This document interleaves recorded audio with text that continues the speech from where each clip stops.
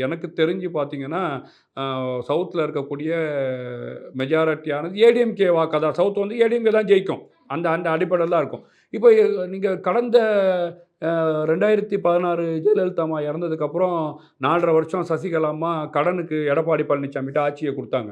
அந்த எடப்பாடி பழனிசாமி கடனுக்கு ஆட்சிய வாங்கி தன்னை முன்னிறுத்தி நடந்த தேர்தல்ல ஒரு தேர்தல்லயும் சவுத்ல பெருசா பெரிய லெவல்ல வந்து பார்த்தீங்கன்னா, சவுத் நீங்க இங்க இங்கேருந்து திருச்சியிலேருந்து ஆரம்பிச்சீங்கன்னா, கன்னியாகுமரி வரைக்கும் போனீங்கன்னா, ஒரு 80 தொகுதி கிட்ட சவுத்ல இருக்கு. எத்தன தொகுதி விரல் விட்டு எண்ணக்கூடிய தொகுதி தான் ஜெயிச்சாங்க.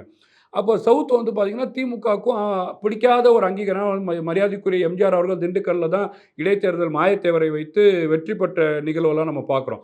அப்போ திமுகவில் எதிர்மறை உள்ளவர்கள், அதிமுகவான வாக்காளர்கள் இப்ப என்ன நினைக்கிறாங்கன்னு கேட்டீங்கன்னா, விஜய் அவர்கள் வந்துட்டாரு. நம்ம சவுத்ல வந்து 2வது மாநாடு போடுறாரு. அந்த அடிப்படையில அ அதிமுக ஒண்ணுமே இல்லாம போயிடுச்சு.